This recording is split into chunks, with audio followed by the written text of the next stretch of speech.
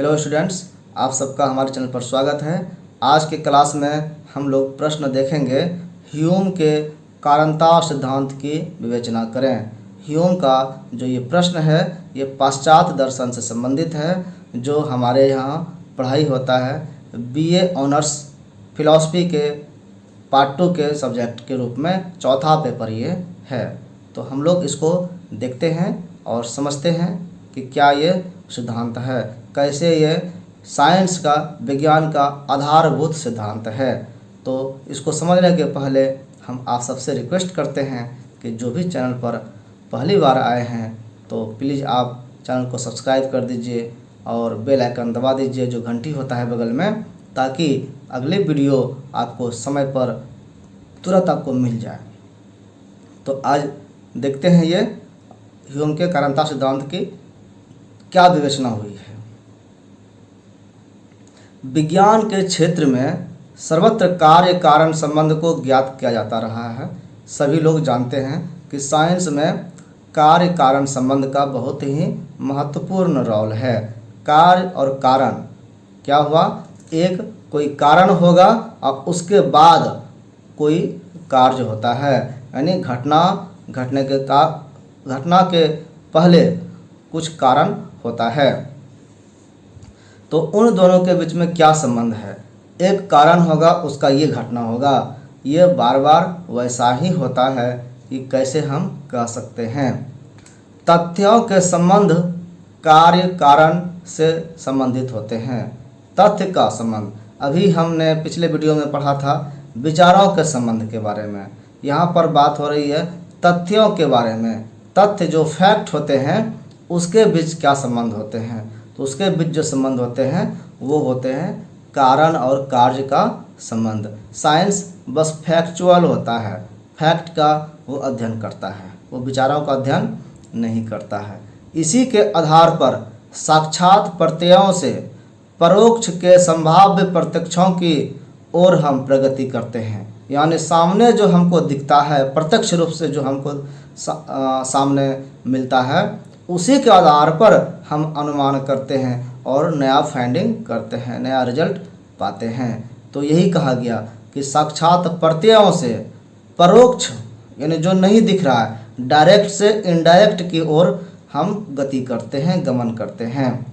ये परोक्ष के संभाव्य प्रत्यक्षों की ओर हम प्रगति करते हैं कि जो इनडायरेक्ट है उसको भी प्रत्यक्ष रूप से कैसे अगर होता तो कैसा होता, इसकी ओर हम कल्पना करते हैं, अनुमान करते हैं, तथा प्रत्यक्ष संबंधी सर्वव्यापक नियमों की स्थापना करते हैं और वहाँ पर जो हमको मिलता है उस नियम को फिर हम स्थापित करते हैं। ये प्रत्यक्ष संबंधित नियम हुआ। वैज्ञानिकों का कहना है कि ये संबंध संभावनाएं मात्र है। अब ये संबंध एक संभावना के रूप में है, ये हर बार अलग अलग संभावनाएं हो सकती है, पर दार्शनिक कहते हैं कि कार्य कारण में अनिवार्य संबंध होता है और ये बदलता नहीं है। ह्यूम ने इसी दार्शनिक कारणता के सिद्धांत की आलोचना की है। ह्यूम कहते हैं कि साइंस का जो है संभावना, वो संभावना मात्र है, आज जो है कल बदल जाएगा। साइंस आप देखे भी होंगे कि साइंस का जो आज का कहना है वो कुछ दिनों के बाद फिर बात अलग हो जाता है, क्योंकि नया रिसर्च जब होता है और तो कुछ और एडवांस पता चलता है, तो हो सकता है उससे कि पहले वाले जो रिजल्ट था, पहले जो अनुभव किया था, पहले जो नियम बनाया गया था वो कट जाए, वो गलत साबित हो जाए। तो ये संभावनाएं मात्र है, लेकिन दर्शन ऐसा नहीं मानता है और इसी कारण दर्शन के इस विचारों का ह्यूम आलोचना करते हैं, इसकी निंदा करते हैं। तो क्या निंदा है उसको हम लोग देखते हैं। कार्य कारण संबंध पहला है इनका नियम, और वो इसकी आलोचना करते हैं कि तथ्य संबंधित अध्ययनों में, तथ्य का जब अध्ययन किया जाता है तो सदैव यह ज्ञात करने का प्रयास किया जाता है कि विभिन्न घटनाओं में किस सीमा तक कार्य कारण संबंध रहा है।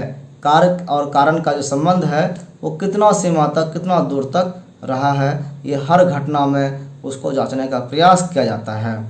जैसे यदि किसी व्यक्ति को किसी सघन वन में कोई पेन मिले, कलम मिल जाए, किसी व्यक्ति को घने जंगल में, जहाँ लगता हो कि कोई नहीं आया हो और हम ही पहली बार आए हैं, लेकिन वहाँ पर अगर पेन, कॉपी, कलम मिल जाए, बुक मिल जाए, तो भी भाई आपको ये स्वाभाविक रूप से आपके मन में होगा कि ज़रूर यहाँ पर हमसे पहले भी कोई व्यक्ति आया है और वो ये लेकर के आया है।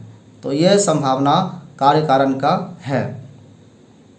तो जो भी व्यक्ति उसको देखेगा, अनुमान लगाएगा कि वहाँ कभी न कभी मनुष्य अवश्य आए होंगे। दैनिक व्यवहार में सर्वत्र कारण कार्य का जो संबंध है, इसको मान करके ही विभिन्न वस्तुओं के विषय में बातें की जाती है, हम चर्चा करते रहते हैं। कुछ भी हम देखेंगे तो उसके कारण के रूप में हम चल जाते हैं। अगर रिजल्ट देखेंगे तो, या कारण को देखते हैं तो रिजल्ट क्या होगा, इफ़ेक्ट क्या होगा, ये अनुमान हम तुरंत लगा लेते हैं। किसी बाइक सवार को बहुत फास्ट इस चलते हुए आप देखेंगे, उड़ते हुए चलते हुए देखेंगे, तो आप अनुमान सहज लगा सकते हैं कि आगे हो सकता है कि एक्सीडेंट कर जाए। तो ये संभावनाएं फैक्चुअल होता है।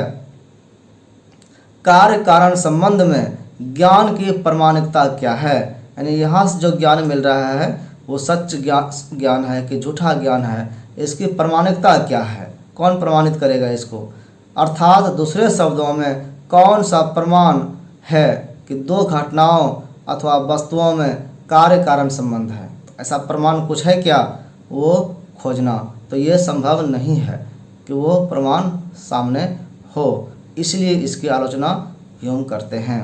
दूसरा है कि कारणता के ज्ञान के आधार पर, कारणता का ज्ञान के आधार पर ह्यूम इसका आलोचना करते हैं। डेविड ह्यूम, पूरा नाम उनका है, ने यह ज्ञात करने का प्रयास किया कि हम कार्य कारण के नियम पर किस प्रकार पहुंचते हैं, कैसे हम इस नियम को बनाए।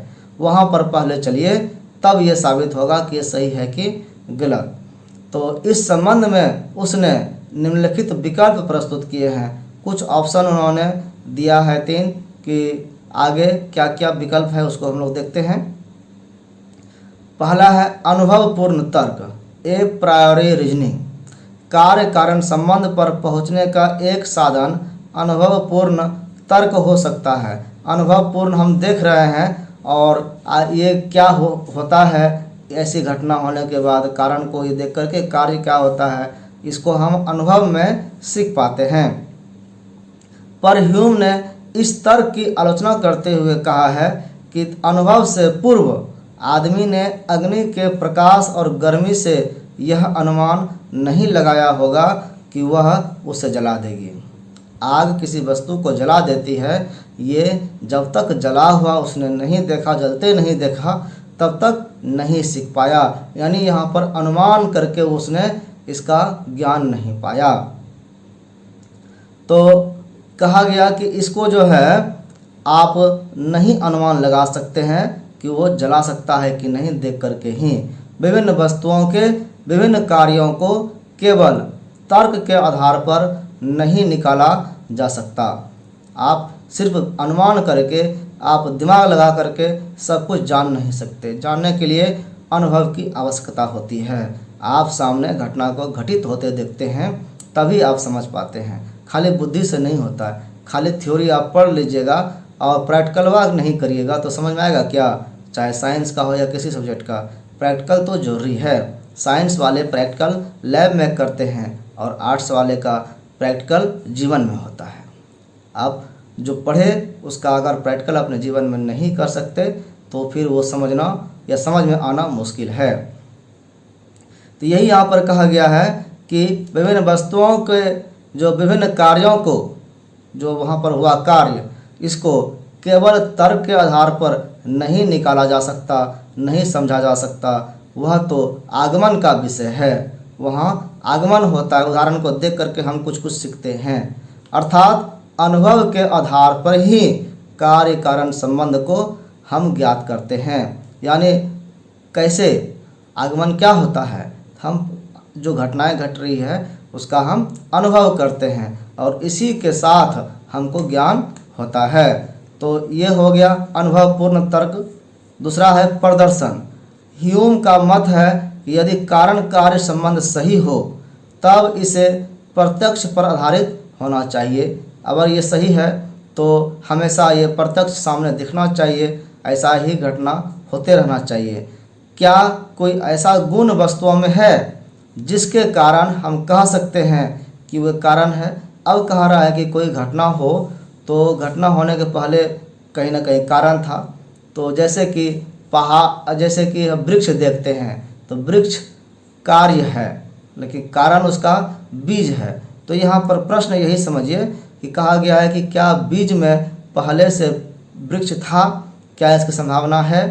तो ये कहना है कि कोई ऐसा गुण उस बीज में है जिसके कारण हम कह सकते हैं कि वह कारण है उस कार्य का, यानी वृक्ष का कोई छोटा सा रूप उस बीज में है क्या, ये कहा गया।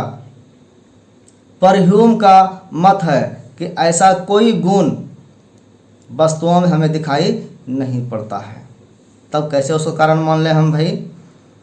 हम अनेक विभिन्न वस्तुओं को कारण समझते हैं जिनमें कोई भी गुण अथवा समान रीति से नहीं पाया जाता है, दिखता नहीं है।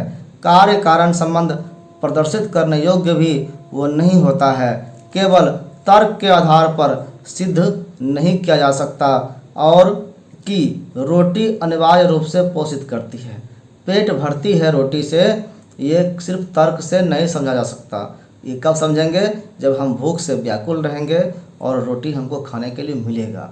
जब रोटी खाएंगे और भूख हमारे शांत हो जाएगी तब समझ में आएगा कि रोटी से भूख शांत होता है, यानी रोटी अनिवार्य रूप से पोषित करती है। अथवा कि अग्नि अनिवार्य रूप से उष्णता देती है, अग्नि से गर्मी मिलता है, उष्णता मिलता है। ये तभी हम जान पाएंगे जब हम प्रत्यक्ष रूप से उसको अनुभव करेंगे। तथ्यों में इस प्रकार का कोई अनिवार्य संबंध नहीं होता। तथ्य के बीच में संबंध इस तरह से निश्चित संबंध कोई नहीं होता है। एक तथ्य से दूसरा तथ्य अनिवार्य रूप से निकलता हो अथवा कि एक को देखकर दूसरे की अनिवार्य रूप से उद्भावना की जा सके, सोचा जा सके। ह्यूम ने विज्ञान और गणित के मध्य अंतर करते हुए स्पष्ट कहा कि विज्ञान और गणित में क्या अंतर है। इसके लिए ह्यूम कहते हैं कि केवल गणित के क्षेत्र में विभिन्न प्रत्ययों में अनिवार्य संबंध प्रदर्शित किया जाता है, प्रत्यय के बीच में संबंध बनाया जाता है। गणित में आपको कुछ फिगर नहीं दिखेगा, मतलब सामने कुछ नहीं रहता, सब कुछ ऑन पेपर रहता है, ऑन द पेपर। आप प्रत्यय का बात करिए, यहाँ पर समझिए आप कि मैथमेटिक्स में प्रत्यय का विचार किया जाता है, विचारों का आदान प्रदान होता है, विचारों पर ही रिसर्च होता है। यही यहाँ पर कहा गया है कि केवल गणित के क्षेत्र में विभिन्न प्रत्ययों में अनिवार्य संबंध प्रदर्शित किया जा सकता है।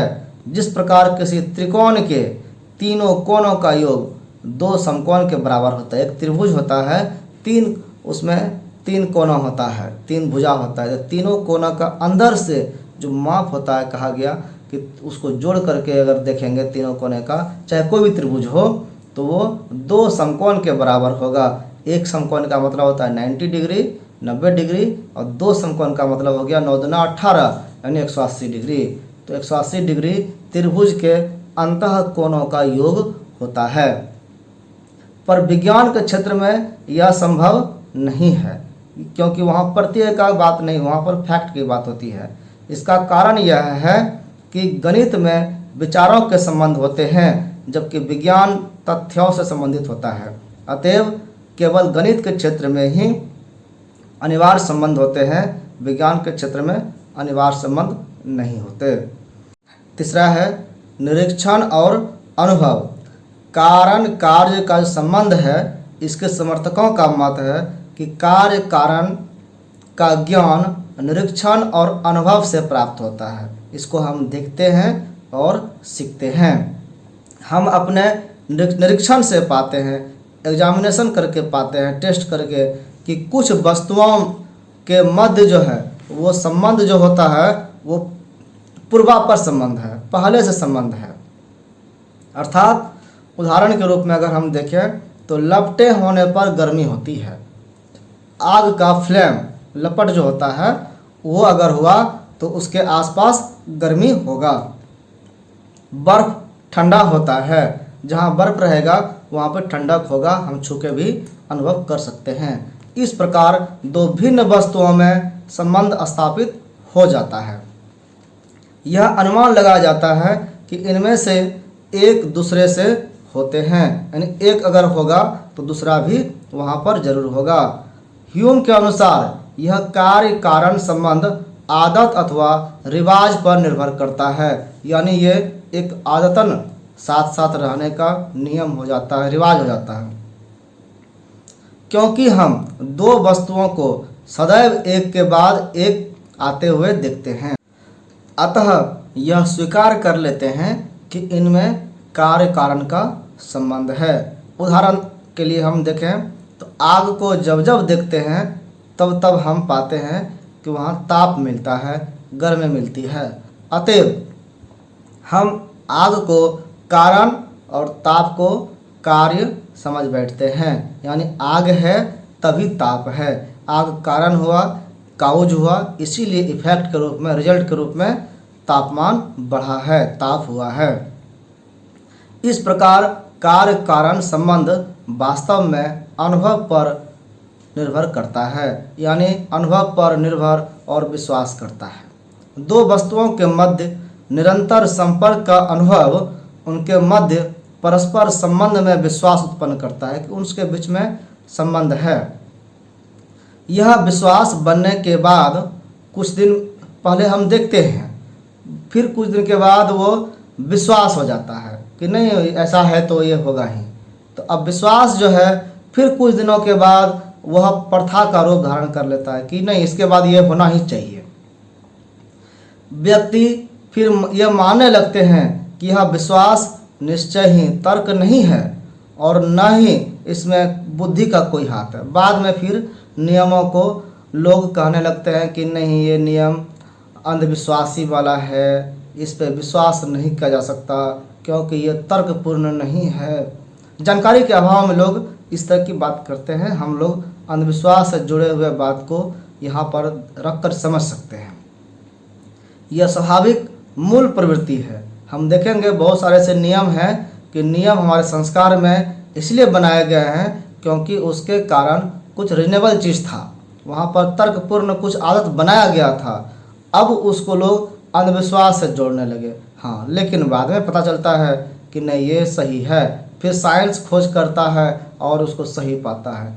तो इस तरह से कह सकते हैं कि प्रथा होने के कारण लोग उसको साइंटिफिक नहीं समझने लगते।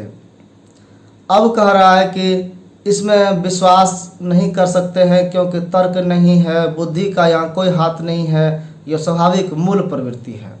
विश्वास की यह अनुभूति प्रत्येक के अनुभव का विषय है। हर व्यक्ति को पर्सनली अपना अनुभव करना पड़ेगा तभी विश्वास होगा। तथापि यह पूर्णतया व्याख्या करने योग्य नहीं है, लेकिन जो अनुभव में जान पाता है लोग उसको पूरी तरह से व्याख्या नहीं कर पाता है, बता नहीं पाता है।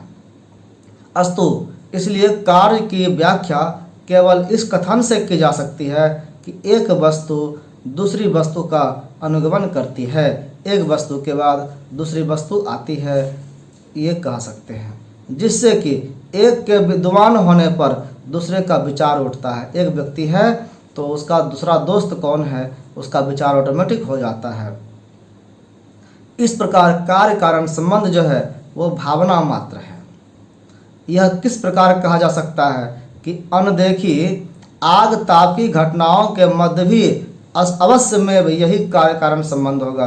अब जो आग और ताप को साथ साथ घटते हुए देखा है, आग से गर्मी होता है, वो तो प्रैक्टिकल किया वो तो समझ जाएगा, लेकिन जो प्रैक्टिकल नहीं किया वो भी इसको समझ सकता है थ्योरी के रूप में।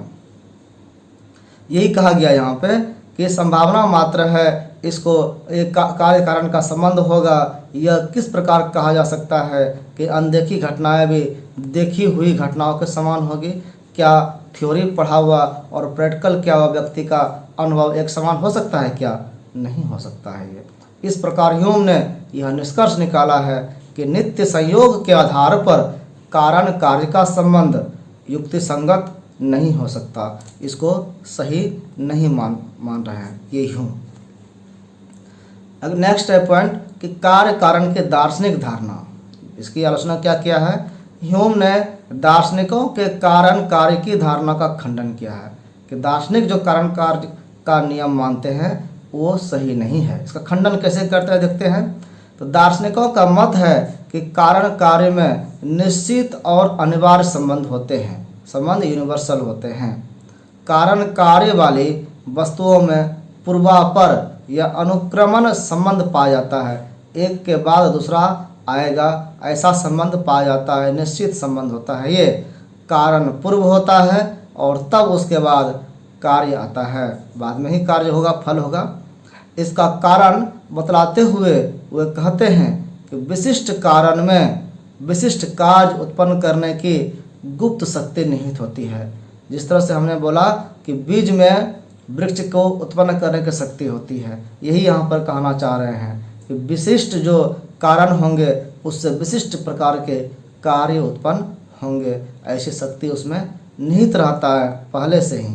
कार्य और कारण परस्पर अनिवार्य संबंध के सूत्र में बद्ध होते हैं, बंधे रहते हैं अनिवार्य संबंध के रूप में।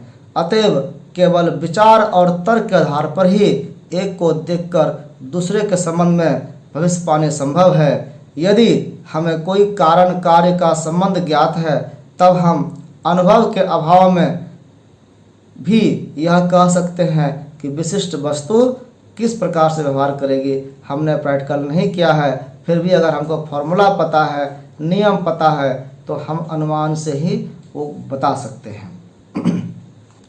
दार्शनिक धारणा का खंडन कैसे किया इन्होंने।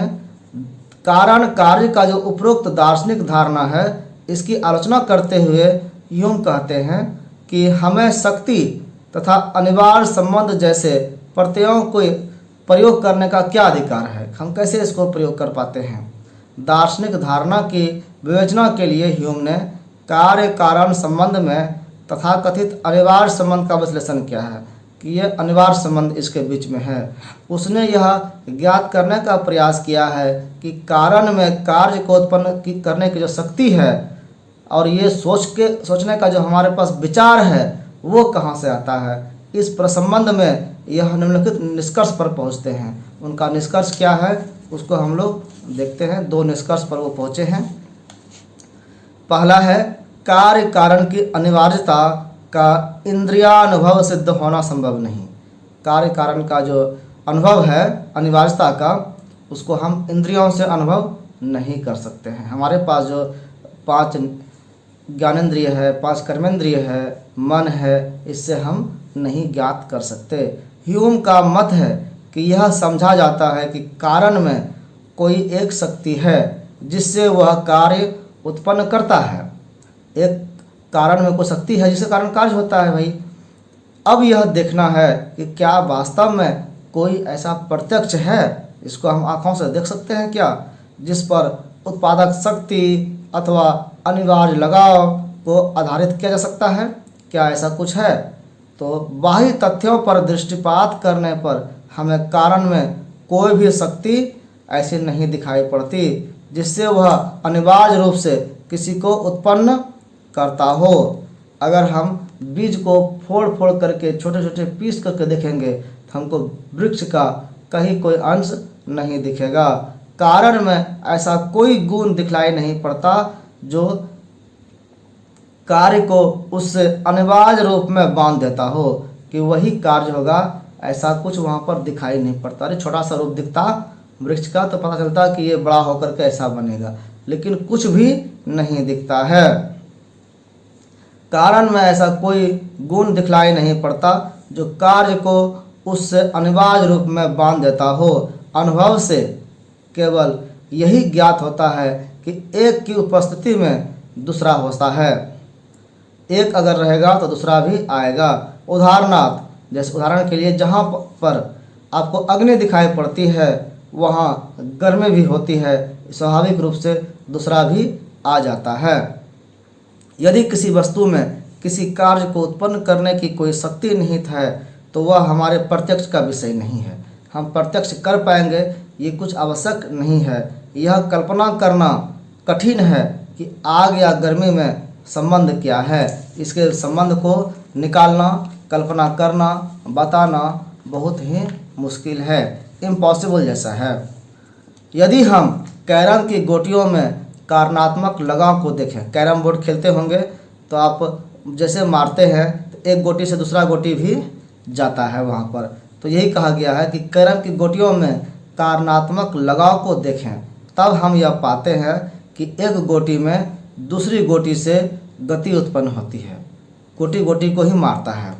परंतु हम धक्का देने वाली तथा धक्का खाने वाली गोटी के मध्य यह नहीं पाते कि धक्का देने वाली गोटी से कोई शक्ति निकल करके धक्का खाने वाली गोटी में घुस गया और वो आगे बढ़ गया।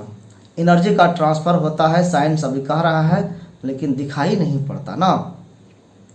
ह्यूम के समय में ऐसा कुछ दिखाई तो नहीं पड़ता था, अभी भी नहीं दिखाई दे रहा है। कार्य कारण की अनिवार्यता और मानसिक क्रियाओं से सिद्ध होना संभव नहीं। दूसरा पॉइंट है कि अनिवार्यता जो है ये कार्य कारण का ये मानसिक क्रियाओं से सिद्ध नहीं कर सकते हैं। जब व्यक्ति स्वयं अपने मन की प्रतिक्रियाओं पर ध्यान देता है कि हमारे मन में क्या क्या रिएक्शन हो रहा है, तब उसे विभिन्न प्रत्यय आते जाते जुड़ते और अलग होते प्रतीत होते हैं। जब आप परेशान रहते, चिंतित रहते हैं तो कई प्रकार के विचार आपके मन में आता है, परंतु उनमें से किसी प्रकार का कोई कार्य कारण संबंध उसे दिखलाई नहीं पड़ता है। बहुत सारे आइडियाज आपके मन में आएंगे तो फिर आपको कारण कार्य नहीं दिखेगा।